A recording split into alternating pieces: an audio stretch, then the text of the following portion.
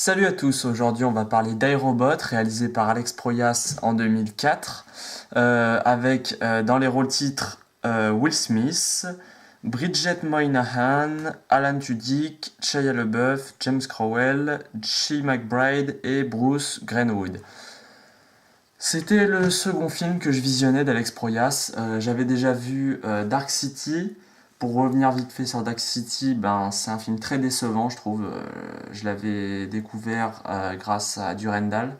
Durandal qui avait fait une vidéo où il parlait de son top de ses films favoris. Et il y avait Dark City dedans. Il y a Le Fossoyeur de film aussi qui en parle. Ils ont l'air de plutôt bien aimer ce film, mais moi je l'ai trouvé très décevant. Et notamment au niveau de la fin. Alors, au niveau de l'ambiance du film, c'est vraiment très bien. C'est vraiment le gros point fort de ce film. L'ambiance est vraiment sombre et il y a plein de détails, c'est vraiment intéressant. Mais j'ai trouvé l'enquête, l'intrigue pas très intéressante et surtout la fin. La fin, c'est n'importe quoi, ça part dans tous les sens, on comprend rien et c'est mauvais, tout simplement. Donc voilà, deuxième film que je regardais de Alex Proyas, iRobot. Donc celui-là, je pense que c'est quand même son plus célèbre. Il a fait quoi d'autre sinon il a fait The Crow avant Dark City. The Crow me dit bien, je le regarderai très certainement. Mais voilà, sinon je suis pas plus intéressé que ça par ce réalisateur. Pour dire vite fait ce que j'ai pensé du film rapidement, bah je suis voilà, j'ai pas été emballé, je m'attendais pas non plus à ce que ce soit un très grand film, mais je suis pas, j'ai pas, j'aurais bien aimé que ce soit justement que je sois surpris et que finalement ça s'avère être un bon film. Je partais dans l'optique que ça serait un film très moyen et c'est un film très moyen. Donc, pour résumer vite fait l'histoire, donc ça se passe en 2037 ou 39 si je ne m'abuse, dans une société futuriste dans laquelle les hommes vivent en parfaite harmonie avec les robots. Et donc il y a Will Smith qui joue le lieutenant Spooner, donc un flic a une certaine haine pour les robots. Donc on a une pseudo-explication de pourquoi cela à un moment du film. Ça serait parce que les robots ont piqué le travail de son père ou un truc du genre, pas vraiment très intéressant, mais bon, passons. Et donc, un jour, le créateur de tous ces robots, qui est joué par James Cromwell, se suicide, selon ce que les médias annoncent. Mais Will Smith, Spooner, est persuadé que c'est un robot qui a fait le travail, enfin qui a poussé donc James Cromwell à tomber, à se suicider, quoi, enfin à mourir. Et donc pendant tout le film, on suit Will Smith qui poursuit ce robot. Mais c'est un problème que je vais tout de suite expliquer de suite. En gros, il cherche à prouver que bah, c'est un robot qui l'a tué et non pas Cromwell qui s'est suicidé lui-même. Déjà, il y a un premier problème qui se pose là. On a dû vraiment beaucoup de mal dans ce film à cerner les enjeux, à comprendre finalement qu'est-ce qu'il recherche le Will Smith. Est-ce que c'est il cherche à capturer qui a tué James Cromwell? C'est fait au bout de 30 minutes, mais pourtant il continue à chercher quelque chose. Est-ce qu'il cherche à, à le, à le prouver, sachant qu'on est persuadé que bah, de toute façon tout le monde entier est persuadé que bah, il s'est suicidé, donc on a du mal à comprendre finalement qu'est-ce qu'il cherche. Est-ce qu'il cherche à prouver que les robots sont pas si bons que ça? On sait pas. On n'a pas vraiment. Enfin, moi, c'est ce que j'ai ressenti en regardant ce film. Au début, on pense avoir trouvé, puisque finalement, le robot qu'il suspecte d'avoir tué James Cromwell s'évade. Et donc, on pense que bah, finalement, tout le film, ça va être sur ça. Il va essayer de le choper, mais finalement, il le chope au bout de pas longtemps. Donc voilà, j'ai vraiment eu du mal à cerner les enjeux du film. Qu'est-ce que le film voulait nous montrer finalement? Donc ça, vraiment, c'était vraiment un gros point faible du film. Un film qui n'a pas réellement d'enjeu, c'est un gros problème, quoi. Au niveau des thématiques abordées, la le libre arbitre des robots ou la place des robots dans un futur proche, c'est une thématique qu'on voit régulièrement il y a des centaines de films qui parlent de ça. Récemment, on a eu Ex Machina, il y a eu Eva, il y a eu L'homme bicentenaire. Je ne l'ai pas vu, donc je ne peux pas trop juger. Il y a eu 2001, l'Odyssée de l'espace pour les plus anciens, les films les plus anciens.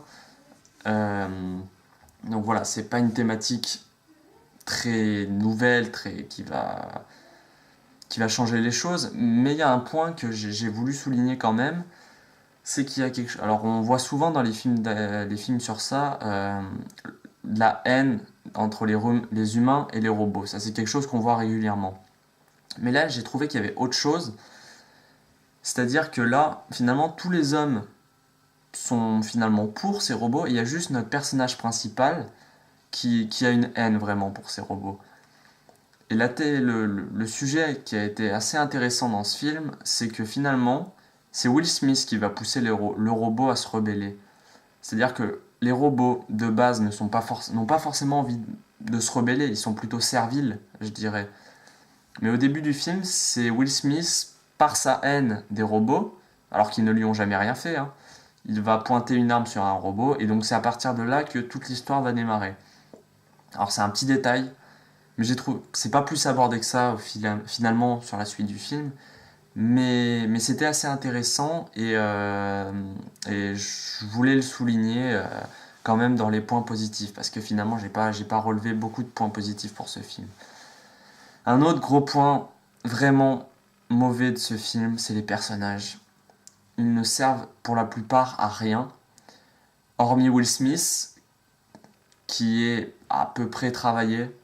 Voilà, on a un personnage assez. Je saurais même pas vraiment le définir parce qu'il est vraiment. Ça serait un peu stéréotypé de le définir. Si je voulais le définir, je dirais qu'il a la haine pour les robots, que c'est quelqu'un qui finalement aime bien rigoler quand même.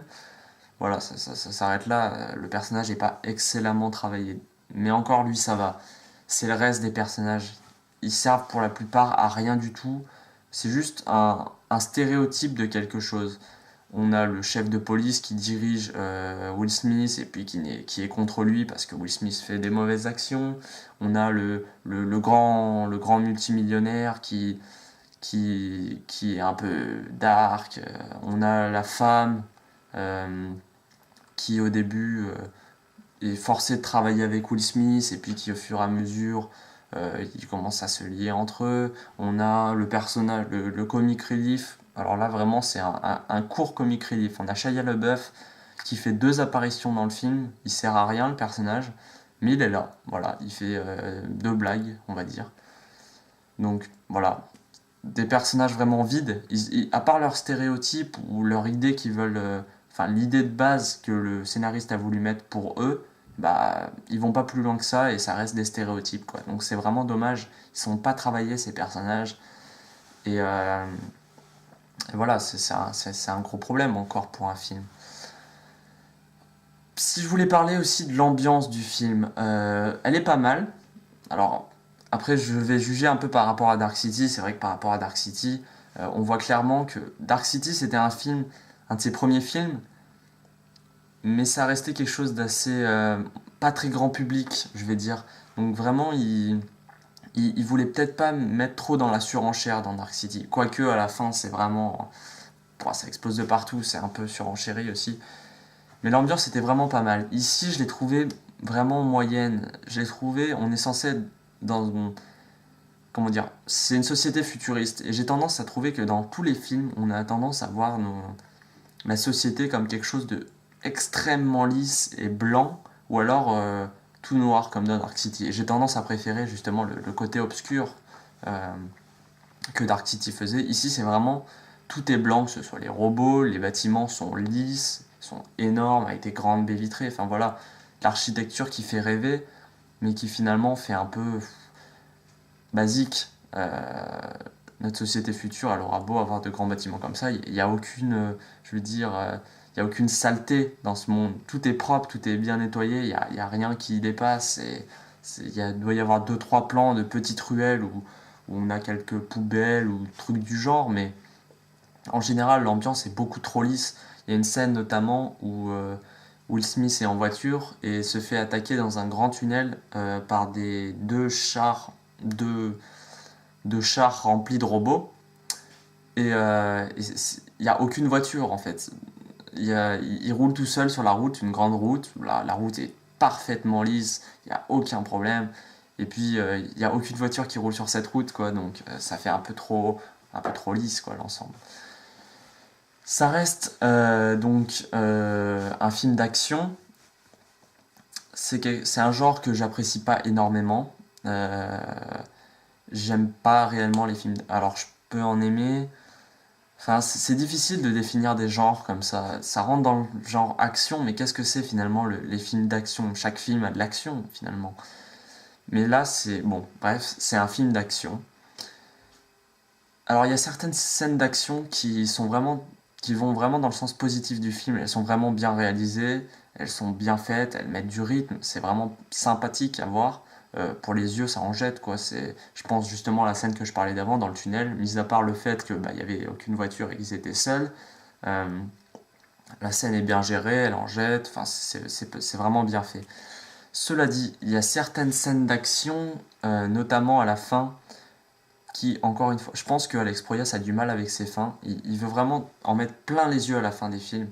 Et trop, c'est trop, c'est trop. Je pensais notamment à je vais revenir sur Dark City encore une fois. À la fin, c'était un tonnerre d'éclairs, c'était un combat dans le ciel avec des mouvements de caméra de partout. Et là, c'est pareil.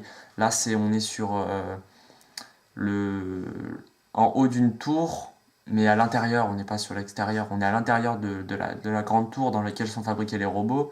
Et il y a un combat entre nos personnages principaux et toute une meute de robots qui vient les attaquer. Il en fait trop. Il y a des mouvements de caméra, c'est à vomir. Je pense le film serait sorti maintenant avec la technologie 3D. Ça aurait été horrible à voir, ça aurait donné mal à la tête, envie de vomir. La caméra tombe à l'envers hyper rapidement, elle passe sous des barreaux, elle revient sur le personnage, elle revient, ça bouge dans tous les sens et ça n'apporte rien à la réalisation. On a du mal à suivre l'action. La lisibilité de l'image est faible du coup de cela. Et c'est vraiment. Bon, alors, du coup, ça, c'est vraiment que sur la dernière scène d'action hein, que je parle. Les autres scènes d'action, il n'y en a pas tant. Il y en a trois, je dirais. Si par scène d'action, je pense à des scènes où il n'y a aucun dialogue et qu'on voit simplement les personnages courir, foncer, tirer dans tous les sens et tout. Si je me souviens bien, il y en a trois. Les deux premières sont vraiment sympathiques. Une dans le tunnel, une dans le manoir de James Cromwell. Et cette troisième dans le building est vraiment dans la surenchère. C'est trop, on n'en peut plus. Ça donne mal à la tête, on n'en peut plus. Je voulais aussi vous parler... Qu'est-ce que j'avais à parler aussi Un petit détail que j'ai remarqué qui peut être un peu agaçant. Voilà, ça n'entache pas le film en soi, mais voilà, c'est un stéréotype. Quand les robots sont méchants, ils sont rouges, et quand les robots sont gentils, ils sont bleus. Voilà. Comme si on pouvait pas voir si les robots étaient méchants ou pas simplement parce que le réalisateur nous filme. Alors certaines scènes ça peut aider à repérer donc certains robots qui sont alliés des personnages, je vais pas en dire plus pour ne pas spoiler, mais voilà, ça fait un peu stéréotypé, ça sert à rien quoi, c'est une facilité scénaristique clairement de la part d'Alex Proyas. Pour finir sur des points négatifs aussi, j'avais à aborder le problème de cette fin. Comme je vous l'ai dit au niveau de la scène d'action, c'est vraiment tout dans la surenchère. Mais un peu avant cette scène-là, il y a aussi quelques retournements de situation, parce que pendant tout le film, on pense que c'est un tel qui a tué James Cromwell. Je l'appelle James Cromwell depuis le début, parce que je ne me rappelle plus du nom du scientifique. James Cromwell, c'est le nom de l'acteur qui joue. La fin est vraiment mal contrôlée. C'est-à-dire que on pense que c'est ce personnage, mais finalement c'est pas lui. Mais finalement c'est un peu lui, parce que finalement il est du côté de celui qui a vraiment fait. Mais finalement, en fait, il est peut-être avec le gentil. Et finalement, et voilà. Ça part dans tous les sens, c'est des espèces de... Pas des twists, j'ai tendance à... En réfléchissant un peu sur mes précédentes vidéos, j'ai tendance à peut-être utiliser le mot twist un peu trop souvent et à trop grande échelle. Mais voilà, il y a plein de petits retournements de situation et on est perdu finalement. Et puis il n'y a rien qui nous prouvait auparavant que c'était comme ça finalement. Parce que le robot finalement il est gentil, mais ben, en fait depuis le début on le voyait toujours méchant. Donc comment on aurait pu le deviner. Donc voilà, ça aussi c'est un gros point faible du film. Je vais revenir quand même sur les deux autres. Ah oui, j'avais un autre gros point à aborder, un petit point. Alors, deux points positifs vite fait. La 3 dimensions, elle est bien pour l'époque. Franchement, elle est vraiment pas mal. Bon, il y a deux trois fois où les robots font 3D, quoi. Ça se voit. Je pense que ça a été fait en motion capture puisqu'il y a un acteur qui joue le robot. Donc je pense que c'est de la motion capture pour le personnage principal, enfin le robot principal. Mais la 3D en général est plutôt belle, bien faite pour l'époque et sympathique à voir encore de nos jours. Un autre point fort, donc je vous ai dit que les personnages étaient peu travaillés. Au niveau des acteurs, ben c'est pas extra quoi. Will Smith, ben c'est pas un grand acteur, mais dans ce film ça va. En fait, surtout ce qu'il apporte dans les films, le côté dramatique, tout ça, pas vraiment. Mais il est drôle, je trouve. Moi, il me fait rire. À plusieurs reprises, il m'a fait sourire durant le film. Et voilà, ça c'est quand même un petit plus pour le film. Je voulais aborder un dernier truc, c'est le placement de produits pour Converse. Alors, j'ai rien contre les placements de produits enfin voilà, ça peut vraiment aider un film au niveau du budget. Ça peut vraiment l'aider à pouvoir gagner plus de budget et donc pouvoir faire quelque chose de plus grand.